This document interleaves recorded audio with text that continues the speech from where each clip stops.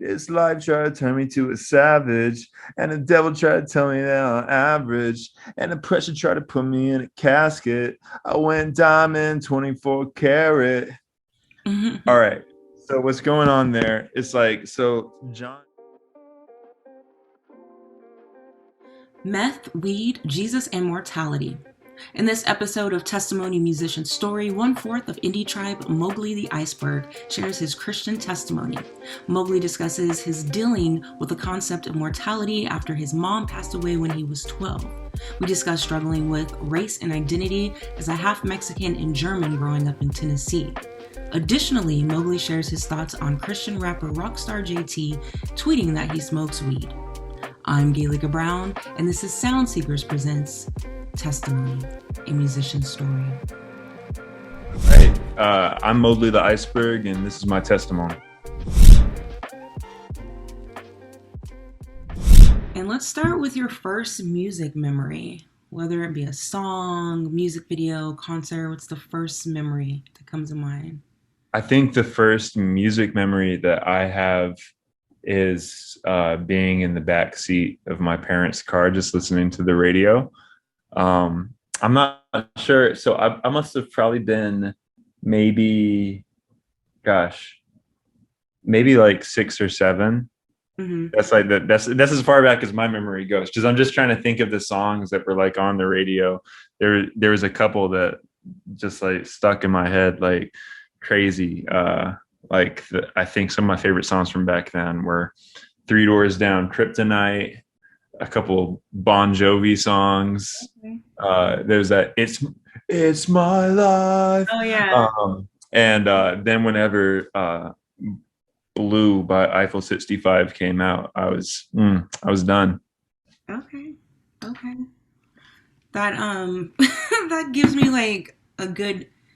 I can picture that era. I remember that time.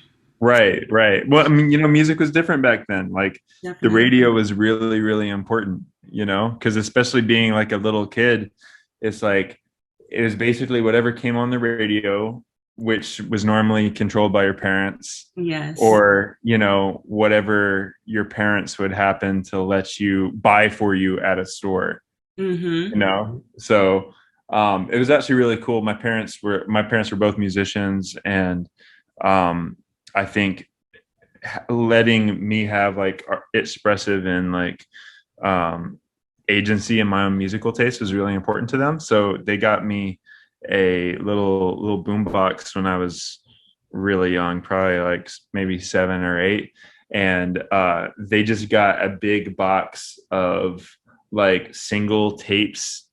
Oh, yeah.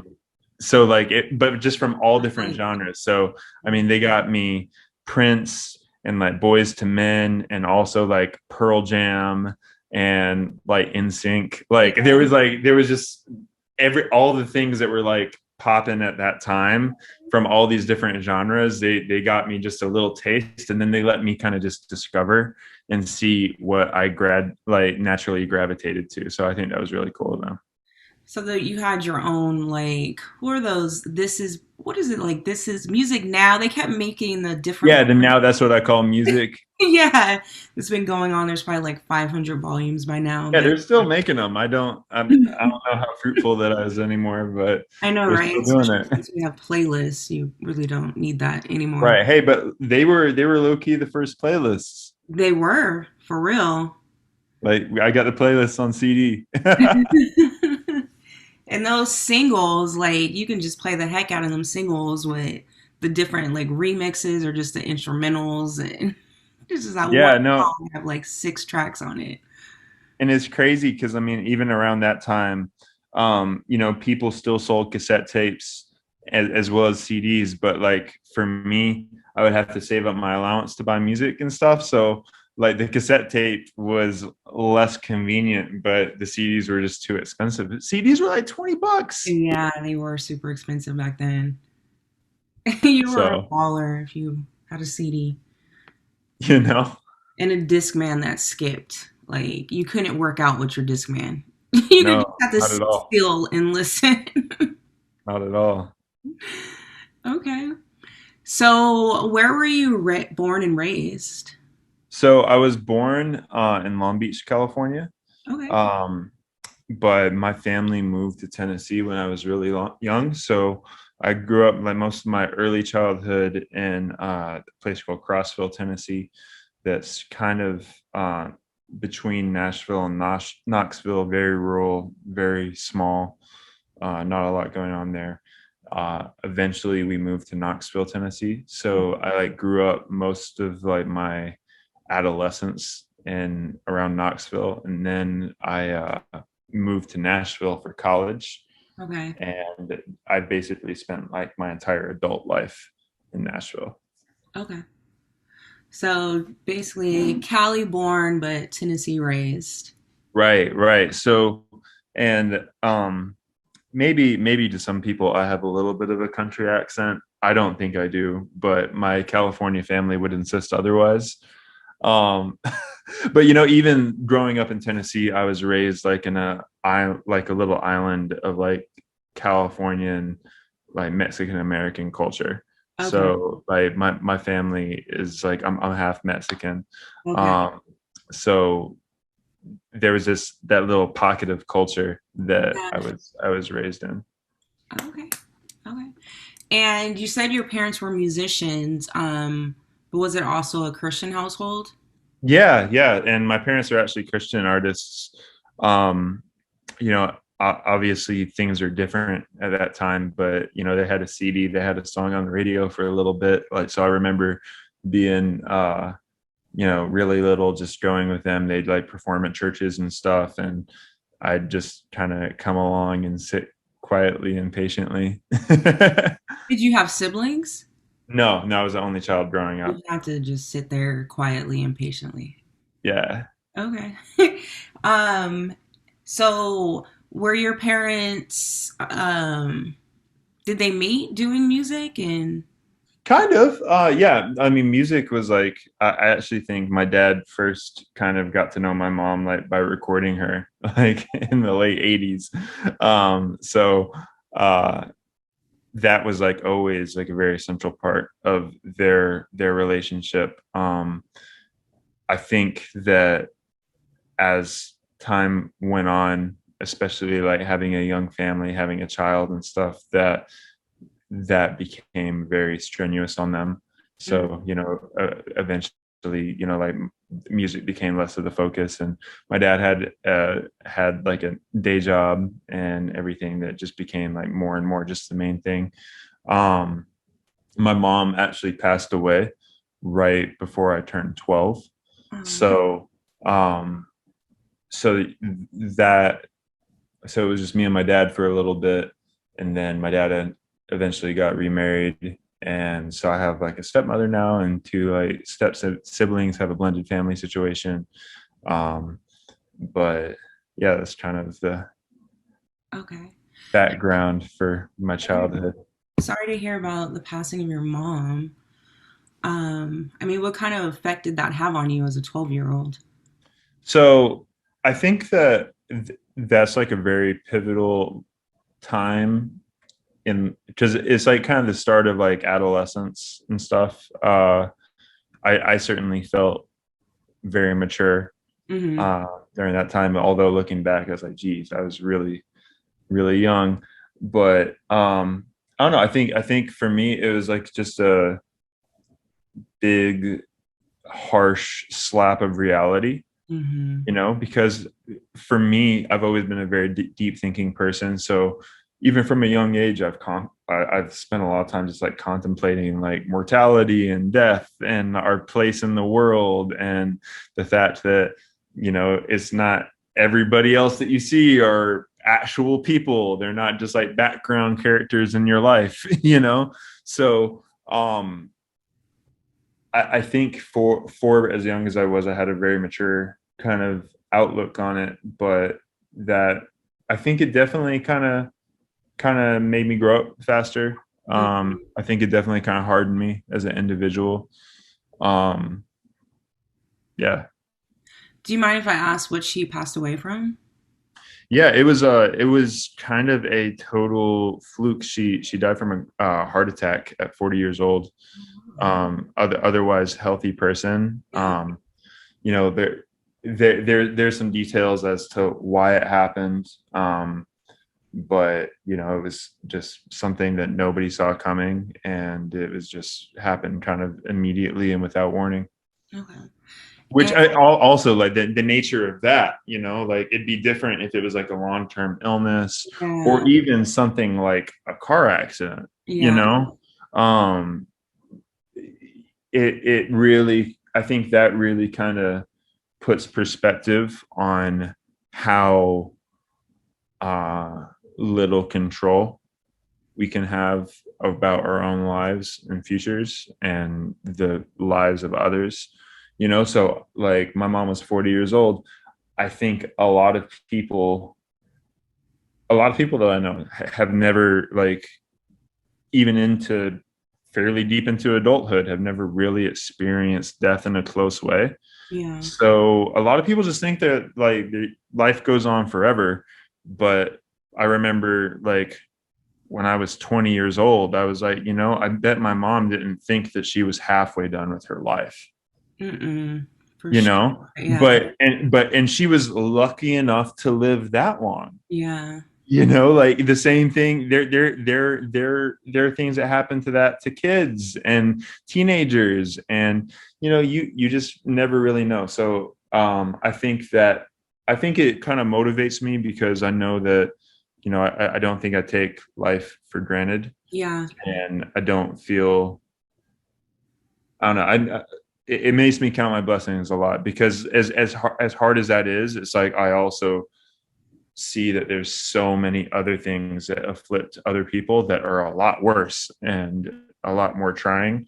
So it definitely, I think it makes me humbled and thankful.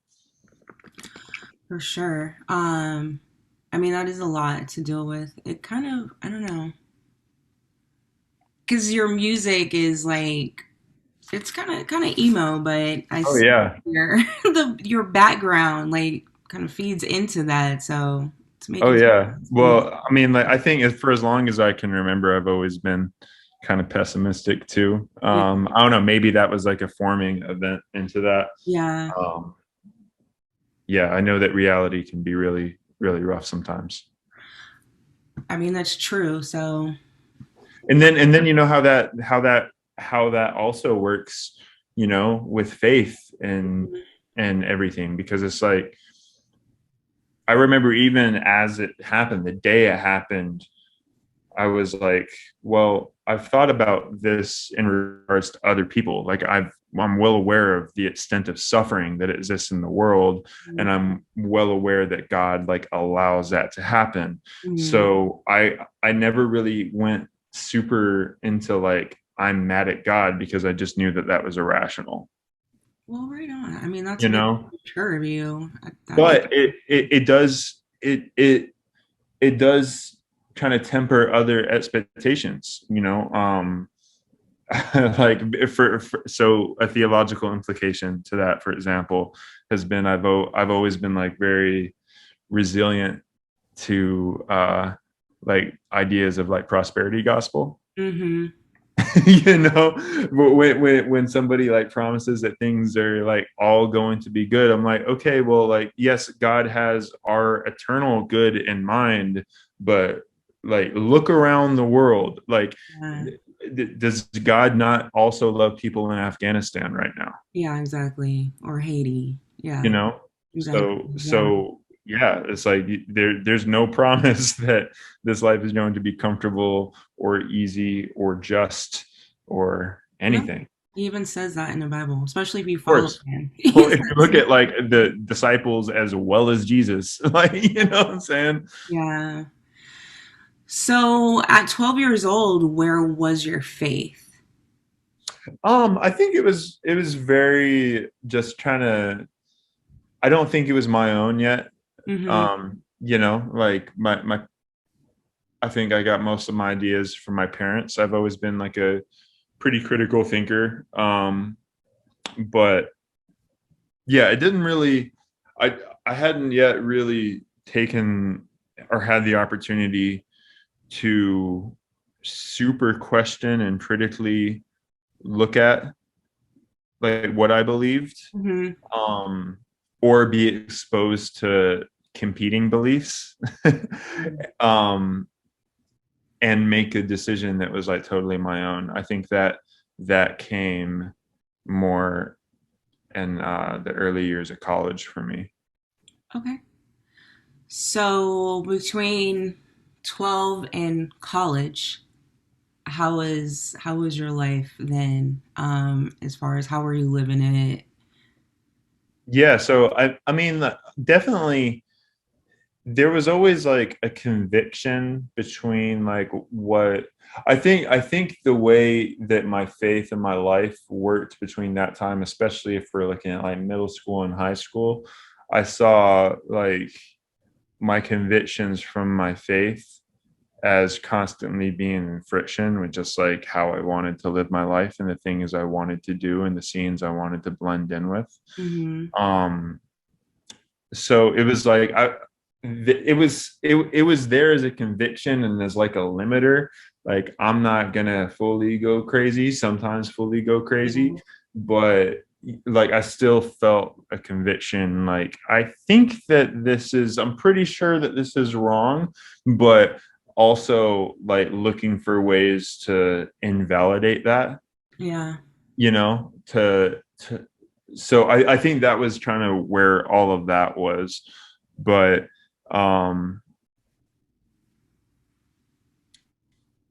it definitely took me till college and really deciding for myself what I believed in and what I choose to have faith in, for me to look at things from like following God out of trust and love for God, Mhm. instead of just like a rule set that's like punitive.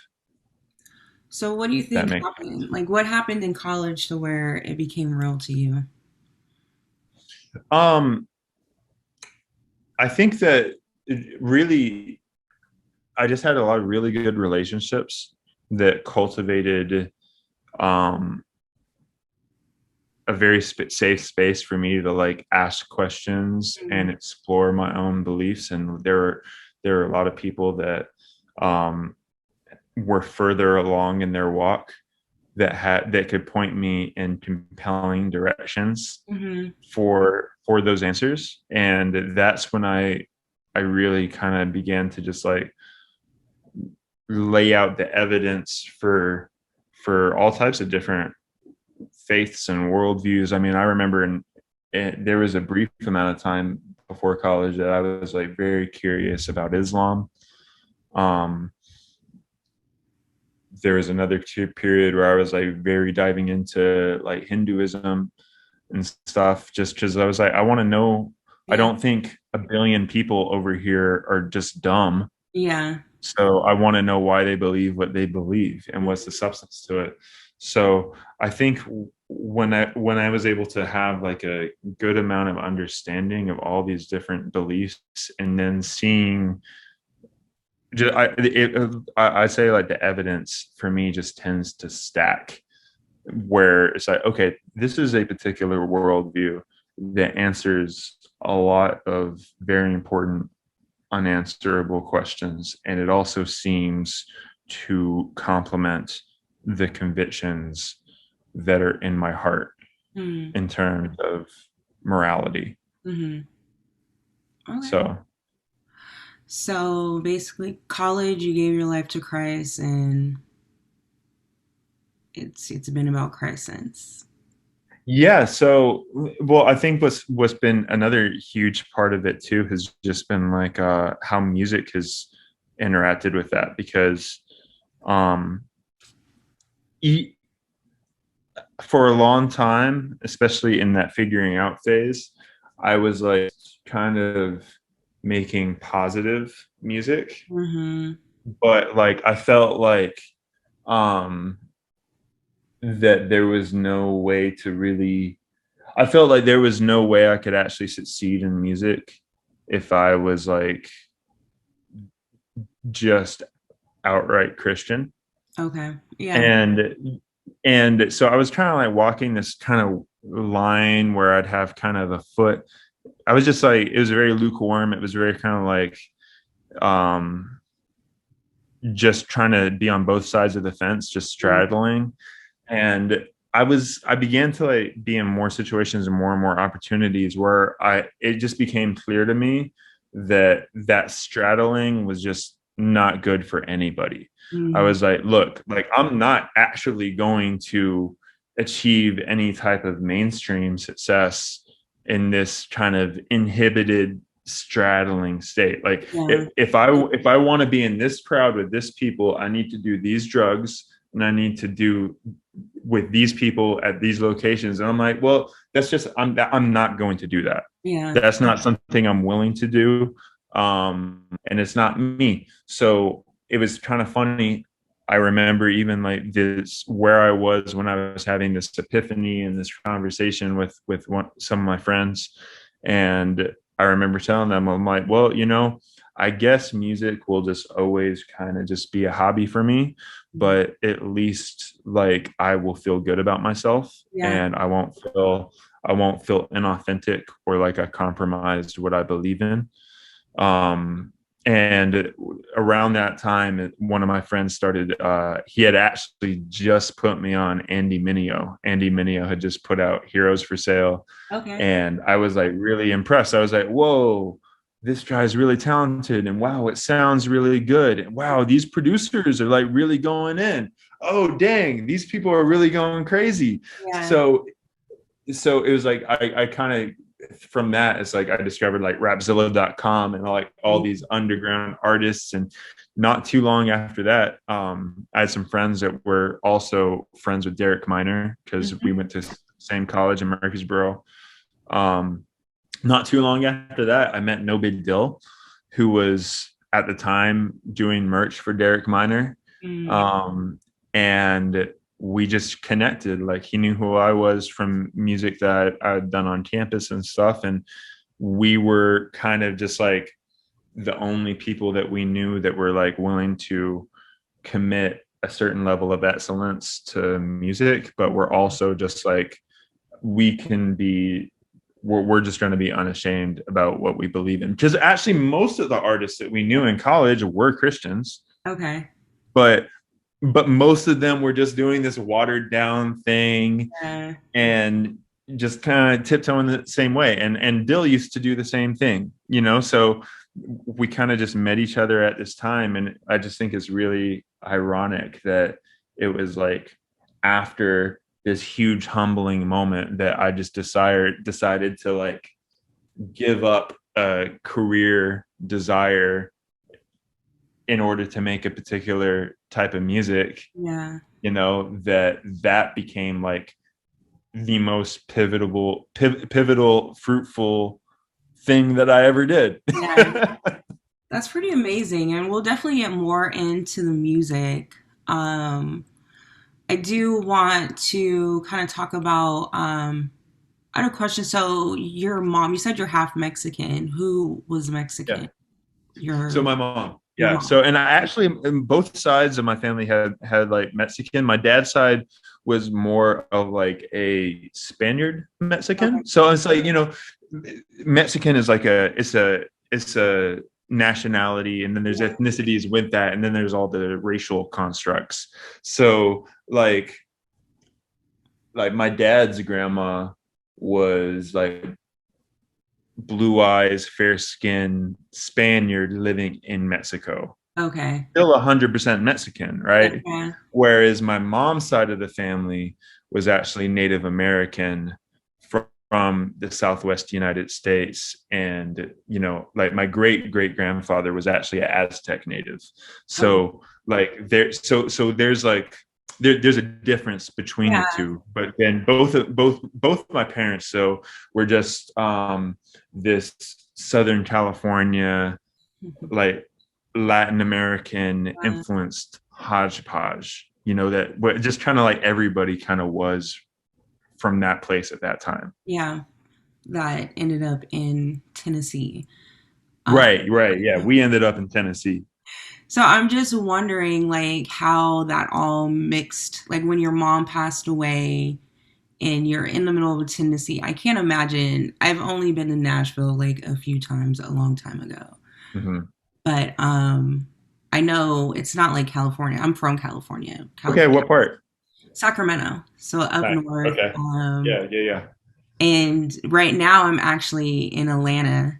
So yeah, in California, I grew up with Mexicans, Uh-huh. and being out here in Atlanta, It's a little different. maintenance, it's very different. And the maintenance guy, he saw my license plate, and he's like, "Oh, you're from California?" I'm like, "Yeah." And he's like, "There's a lot of Mexicans out there, right?" I'm like, "Yeah."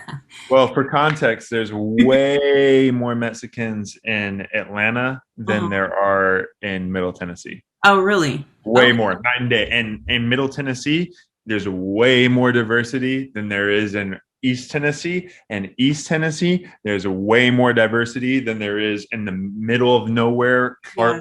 Crossville, Tennessee.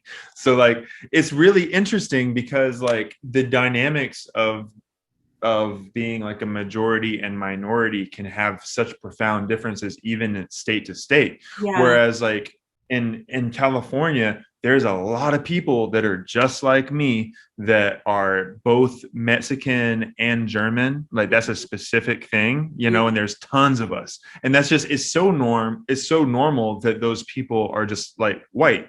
Yeah. And then you go to Tennessee, and there's like nobody. Like the school that I went to, including me, had like 4 or 5 Latin kids in our grade. Mm-hmm. And in a school of 1,200 people. Yeah. So in that context, I'm the Mexican Yeah. in that situation. So it's like people are very keen on the differences. So yeah, it's I think, and I think especially like because like Mexicans and Hispanics, they by definition they're like a hybrid people. Like it causes like some very I think you have to think critically about the way that we talk about like race in the United States, because it's like you never fit into a box. Yeah. And even on like the censuses and school tests and stuff, it's like they change, the categories actually change, where it's like they'll put Hispanic and put that in the ethnicity column, but then that's different than the race column, but Yeah. everybody wants to talk about it. Like, it's all messy. Yeah. So my curiosity was just like, how was that growing up for you? And if there were any like race or just identity issues and struggles. Yeah, well, I think that especially I think I've kind of like understood more looking back as I'm older. Mm-hmm. Um because there were things that I would just see, and when you're a little kid, you're just learning, and you don't really have context for anything, beyond just what your parents are able to put to you on like the most explicit like terms. So like I think my mom was really intentional about educating me on like prejudice and like the history of prejudice in the United States, like what that looks like. But at the end of the day, that like God loves everybody in spite of that. Um, so like really, I didn't start really thinking about it or like noticing it so much until like high school, Mm-hmm. and especially in college. Like that's where like I think in pursuit of like the answer to like my own identity, like I dove really really heavy into like anthropology and like critical studies and all of that. Okay. All right. So, how would you say God's presence looks like in your life personally, just outside of the music, just personally? I think that I think so for and this has been a pattern of for like the last, I don't know, at this point maybe like 6 years, that like every couple years, like I kind of go like I've been going through several like deconstruction and reconstruction processes Mm-hmm. of like, it's like, okay, let's look at everything that I believe, and then let's just take all of these to scripture. Let's take all of these as tradition and back to like early church tradition, and let's see how many of these things that I've believed are actually like cultural dogmas, Mm-hmm. and how many of them are like hard truth. Mm-hmm. And like, so I've gone through like three of those processes, and each time I think I get a little bit more agnostic about what I believe in a lot of things, but I also get a lot more certain about what I believe in others, or like, call them like the fundamentals, if you will. Okay. um so like, I think the way that I experience God the most now is is how I see other people, Mm-hmm. and and the tension I feel between sometimes my knee-jerk reaction, how I want to treat somebody else, and like knowing like, okay, but this is how God views that person, and this is what how God views this person. Yeah. So like, all right, pump the brakes, maybe have a little bit more grace, maybe have a little bit more understanding, maybe try loving this person, and like understanding like, if this person knew what I knew or had experienced what I had experienced when it comes to God, maybe they wouldn't be doing what they're doing right now. Yeah. You know? Yeah. So I think that's where I experience God the most, is honestly just like through my interactions with other people, how Mm-hmm. I see other people, and then consequently how I choose to treat other people. Okay. We're going to move on to hot topics. It's usually what's trending on Twitter, but Okay. so it's kind of usually in the entertainment world on a national scale, but in the Yeah. CHH world, I kind of got stuck there off of a tweet that Rockstar JT posted. I don't know if you're familiar with Rockstar JT. Yeah. Okay. And I don't know if you're familiar with the tweet that he did today, but he said, I smoke weed and I don't gotta hide it. I still love God. It helps me operate. That's it. And Mm-hmm. then the responses, there's a huge thread going back and forth. Like some people are like, it's okay. At least you're honest with yourself and the world. But truth is, when you become more intimate with God, a lot of desires die. One of them is the strong affinity with weed. I used to be a heavy stoner too, and I loved it. And his reply to that was, nah, I've been saved since 2013. Me and God are close, and I'm still good with smoking. Y'all overthinking this. Mm-hmm. Dang, I smoke, leave it alone. Someone else says, like, keeping it real doesn't mean it's wise to say. If your Right. atheist friend does this, why not keep it that way between both of you? You chose a topic of controversy and decided to tweet. Some people are like, you're a youth leader, and what about the next generation? And then others are Yeah. like, thank you for your honesty. Like, it makes no difference. I still like your music. So, I know in your song back then you talked about smoking weed and like some fatal accidental overdose woke you up. But my Mm-hmm. question is, regardless of if he smokes or not, was it even necessary to post, especially without explaining like how it helps him operate? I think lots of what Rockstar JT posts is very unnecessary to post. Okay. There's a blanket rule Okay. specifically with him. But um I mean, I think on the other side though, I think that it's important to not sweep like controversial issues under the rug. Mm-hmm. Um but I think especially with areas like nuance is very important. Yeah. And one of the things that I've learned is that some things are even better like saved for a dialogue and not a monologue. Yeah. So generally Twitter I mean, you can have a dialogue on Twitter. I don't recommend it. Like better off for like long form or interpersonal discussions, I think.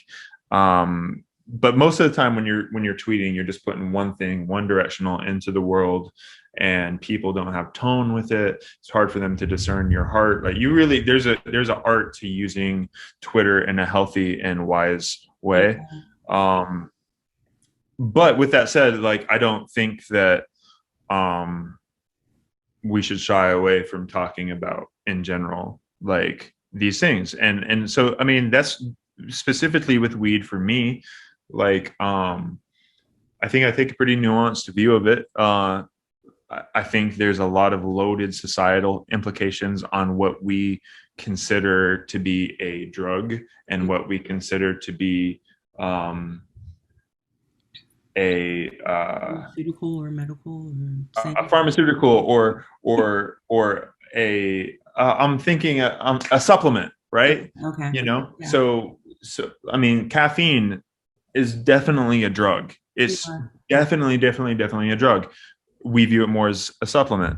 Yeah. And at the same time, like, you know, I think that some people like take this argument that everything that God created is inherently good. Well, it's like God created a lot of plants that will kill you. Yeah. You know, so I think everything has its purpose. Not everything has a purpose that means to be consumed.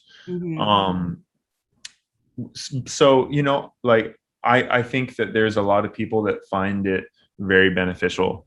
There's a lot of people that find it extremely detrimental. I think the same thing could be said for alcohol. I think the same thing to different circumstances could be described for processed sugar. You know, not everything is wise for everybody, but you know, the scriptures very much do talk about like avoiding things that alter our ability to make sound judgments and bring us out of our character. So if weed is causing you to do that or causing somebody else to do that, then I think that's a problem. But I'm not a fan of a lot of people that have never experienced something like weed, just like telling all these other people that have had positive experiences that this is absolutely inexcusable and you're definitely going to hell for it. Yeah. No, I'm not with that either.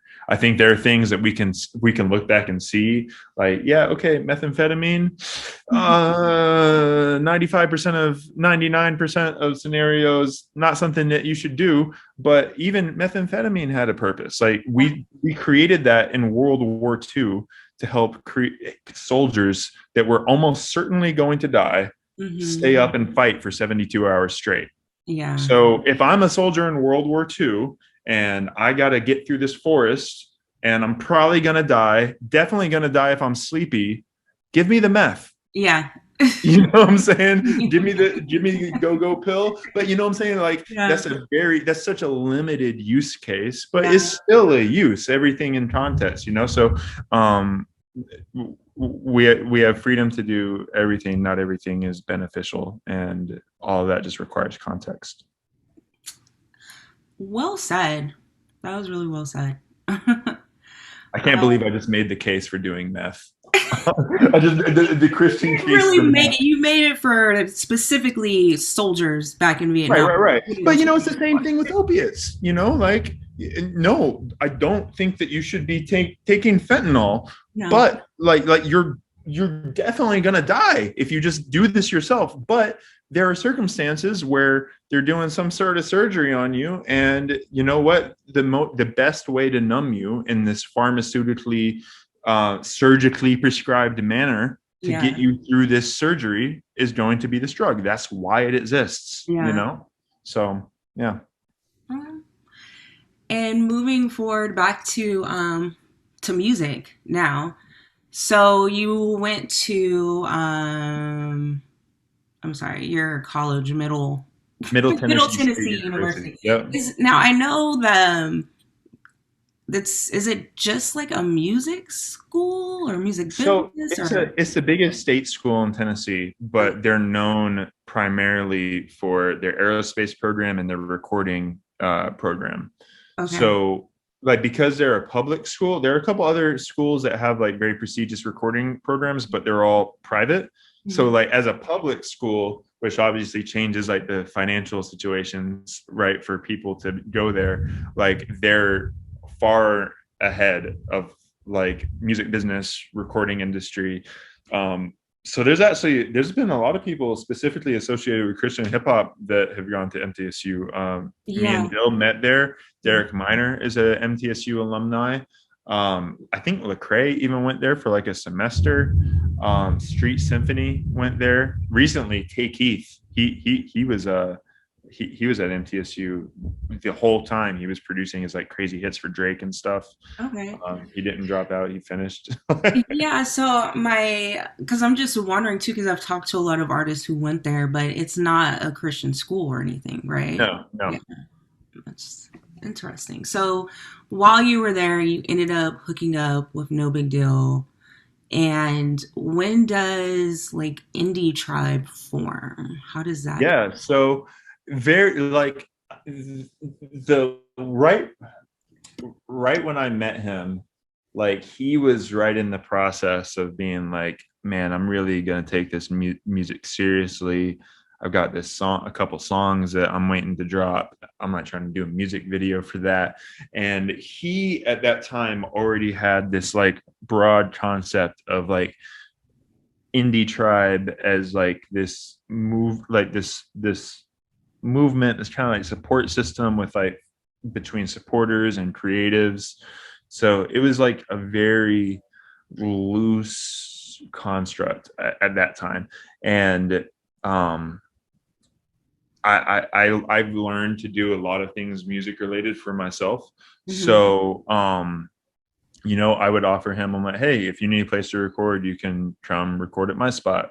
Or, hey, I produced these couple tracks. Do you want to hop on one of these? Or, so like I was kind of just like peripherally helping him just create music at that time.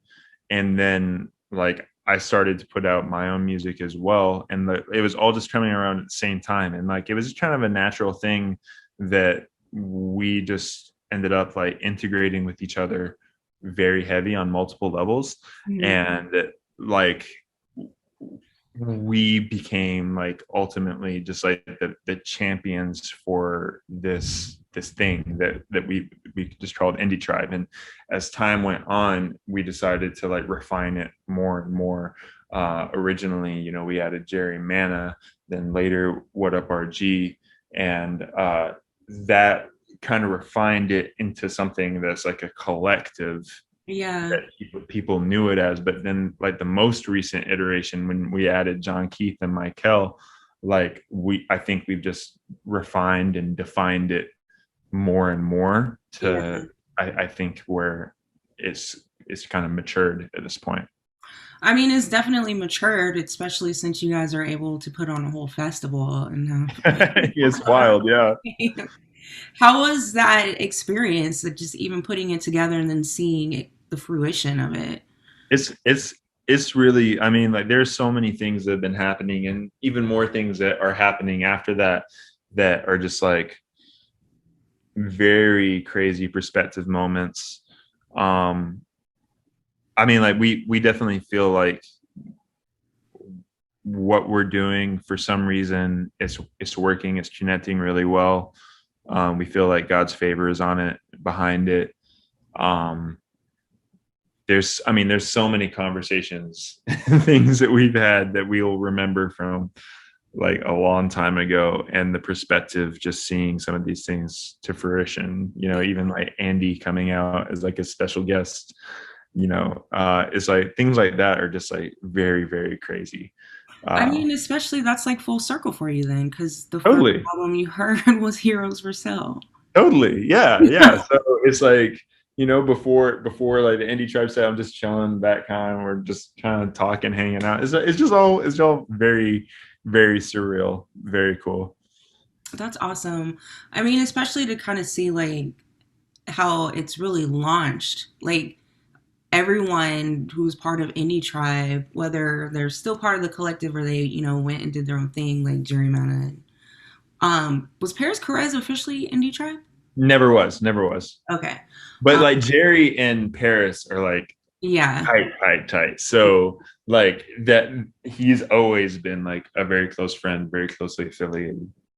But yeah, just to see the platforms that you all have developed on your own as well as the collective, it's pretty amazing to see. Yeah. So, how would you personally describe your music? Because like on your website, it says like you can either be singing, rapping, or screaming. Yeah, yeah, yeah. So I mean, I think I'm a very eclectic person. Like I I'm always like trying to do something different. So like as I'm exploring myself and my own musical taste and my own talents, like I'm always just trying to do something different. So the way I'll say is like this. I think musicians and artists are just super crazy music fans that we're just no longer satisfied listening to music.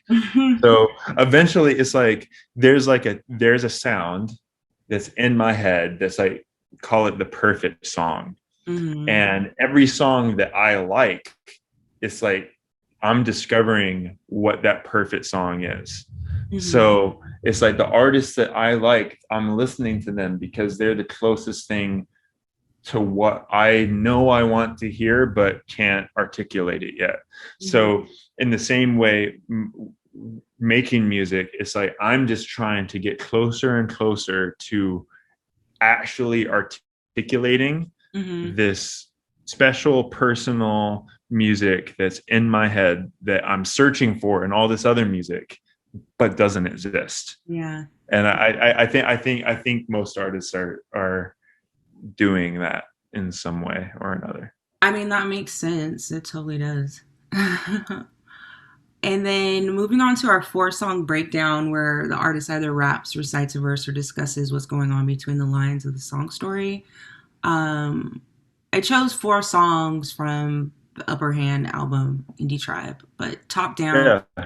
Outside 24, and Saltwater. Uh, Uh-huh. if you don't mind choosing a verse, or obviously your verse. Yeah. So I'll do the verse from 24K. Okay. So like, do you want me to just do like a breakdown of it or like Yeah, if what you do you don't mind either reciting or rapping or singing whatever it is, it and then breaking it down. Okay, okay, cool, cool, cool.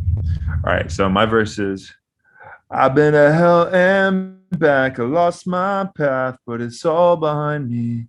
I struggle with my heart. I kept my scars. Please don't remind me. I put that first 20 down. You know, I'm really committed. Yeah, I put any amount because the value's infinite. There ain't no turning back now. The whole community in it, and I ain't better let them down with the nonsense. I've been down real bad, but I'm up right quick. I've been laid out flat, but what's up now? I got praises stuck coming on my lips. It's a holy flesh where I'm at now. This life tried to turn me to a savage, and the devil tried to tell me that I'm average, and the pressure tried to put me in a casket. I went diamond 24 karat. All right. So what's going on there? It's like so John originally wrote the hook, sent it to me. So he wrote the this life tried to turn me to a savage. I immediately just gravitated onto that concept and what I was like, I wrote this verse in like 15 minutes, came super super quickly, and this was like one of the last songs that we were doing for the Indie Tribe album when we already knew so many things were coming. We're having all these big full circle moments. So it was like this song was like a point of like reflection on like all this sacrifice and pain that I've like been through and pursued this music finally kind of coming to fruition and seeing how it's actually like we knew it's like we were making these songs. It's like a lot of people are going to listen to these, a lot of people are going to be impacted by this. So I was also in the process of buying a house when this came in. So like I was like all in like real estate mode. So that's what some of those songs like I put that first 20 down, I'm really committed. Yeah, I pay any amount because the value is infinite. So Okay. like in Nashville, housing prices are going crazy right now. I'm still buying it because I know that the value is so high. Like, even though like the prices are going crazy, it's like the value that it brings to me still makes sense. It Yeah. still makes sense. So it's like all this sacrifice, all that I'm doing, like I am invested into this.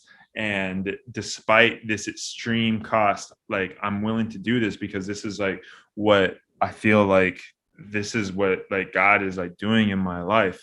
Yeah. So I said, there ain't no turning back now. The whole community in it, and I ain't about to let them down with the nonsense.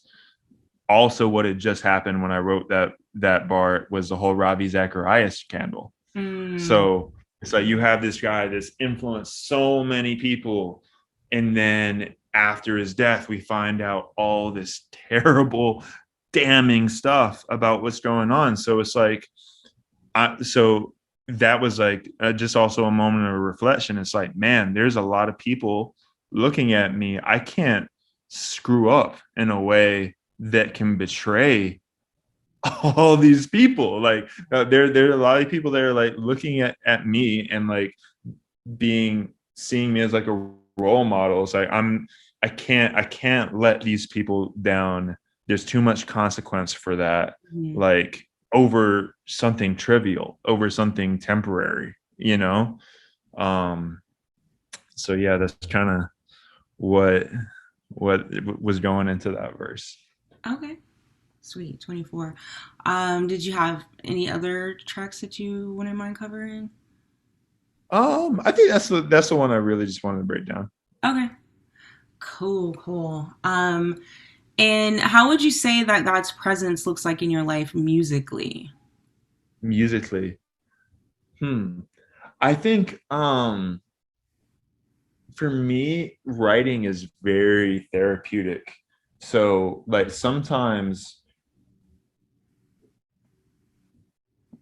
most of the time I write kind of while I'm recording. Mm-hmm. So it's not like a big part where I'm like pinning it and writing it. It's more like very I'm letting the music speak through me, and then I'm evaluating my own emotions and thoughts as they're just coming out. Okay. Right. So throughout that process, a lot of times like I explore things like the music will open up emotions and thoughts, and then I'll explore them by trying to write this song. And then it's like sometimes it's like I'm thinking about things I didn't even realize are going on in my life. And I'm like, sometimes I'll be convicted of certain things. Sometimes like, so I think the writing process can just be very powerful and very emotional. And sometimes it's like a lot of times that's very much in a way that just like I clarify my thoughts about like my relationship with God. Right on. Okay. I do have one, just one final question, but I'm sorry, just one moment. My grandma is here and she's kind of. Oh, you're good. I'm almost done, Grandma. We almost over. Yeah, I already made dinner, so we're gonna eat that as soon as I am done, Grandma. You don't know him. Mowgli. Mowgli the Iceburg. Mowgli? You the little boy from the Jungle Book, all grown up, Mowgli? Is that you? That's where I get my name from. Yeah, That's where you get it from the Jungle Book. from the Jungle Book. And why would you name yourself after the little boy from the Jungle Book, raised by animals and stuff? I didn't name myself.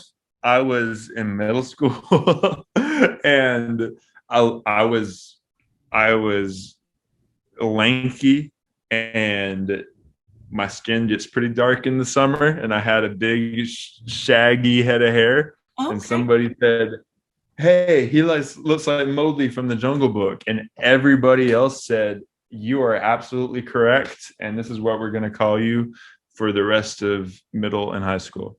So was you also running around just in a little diaper thing wrapped around you? No top, no bottoms? gym shorts, Okay. but yeah, so the modern equivalent, I suppose. Okay, and this iceberg, like the Titanic don't run into the iceberg. Where that come from? So my last name is Hornberg, and when I played basketball, we all had these stupid nicknames, Mm-hmm. and people called me Iceberg because of that, which is why it's spelled Burg and not Berg. But Oh, okay. I just thought you needed a little hooked on phonics or something. Just thought you didn't know the correct no, it's spelling. intentional. It's intentional. Okay. But when I first started rapping, one of the rappers that was really popular was OJ the Juice Man. So O.J. Simpson? no, no. Simpson wasn't a rapper. He was a football player. Yeah, and He was a some football other player who things. liked to play with knives and stuff, but I don't know anything about him rapping. So, well, because of that, I just decided that there was a format. Like I didn't want to be a little something, so I realized something the something So could be a no name. little So Mowgli. Okay. so I had these two nicknames, so I was just like, I'll just put them together, and that will be my rap name. Okay, so you just wanted you a long rap name. But it works because listen, like if you Google Mogli the Iceberg, there's only one thing that's gonna come up. So Why I don't know nothing it about all the worked out in the Googles. end. Nothing about the Googles. I just pull out the old encyclopedia or the phone book if I need my information. Nothing about them Googles. But I'm glad the Googles is working out for you now. Okay, okay.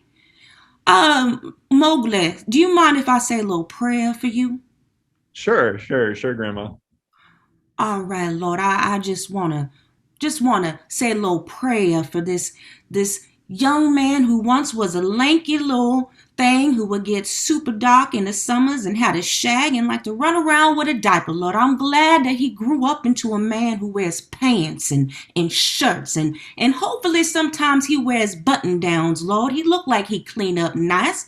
Lord, I thank you for letting this man mature into the iceberg that he is. I'm glad, Lord, that this man do know how to spell. He don't need him no phonics, Lord. So we can go ahead and cancel the little phonics that we was gonna have sent to him because he can spell iceberg properly, Lord. So prayers to that. I also just want to bless him in his music ministry and in any endeavors that he has. He's trying to get him a house. I don't know if he got the house, Lord, but whatever he got, Lord, I pray that he gets it and it's a good investment, Lord. We want good investments in your name, Lord. Lord, I appreciate this young man, whether he rapping or screaming for the name of Jesus. If you got to scream for the name of Jesus, you do it, Lord. You scream, young iceberg, you scream. All right, Lord, I pray these things, Lord, in your son's name. Amen. Amen. All right, young man, I'm going to go ahead and get off now. I know my daughter done kept you a little bit long and I was hungry. So I'm going to go get her and tell her to make me a plate. If Sounds you could good. get my plate, girl, I was ready for my collard greens. Don't put none of that kale up on there. Don't want no kale. All right. Well, I appreciate you. This is fun. All right. Well, I appreciate you taking the time to chat with me. Of course. Yeah. Thanks for the understanding with the time miscommunication there. Yeah, no, I get it. And my final question now that you've gone through this process, whose Mhm. testimony would you like to hear? Who would you like to see me interview? Not Clyde. I am so down for that. Yeah. Okay. Not Clyde. Yeah, I would really love that. Okay. Cool. Let me know if you need me to connect you guys. Oh, for sure. Thank you for that. I might reach out to you, so I will call you up on that. Sounds good. Well, Hey, what's up? Thank you. Thank you for listening to the show. Thank you for watching the show. However, you consume us, thank you. Please subscribe to the show. And if you really enjoy the content, please leave a review. It really does help with the ranking of the show. And if you want to go an extra mile, share the show, share this episode. And for all things testimony, visit testimonystories.com. Until next time, I'm Gillica Brown, the music lover constantly seeking positive music.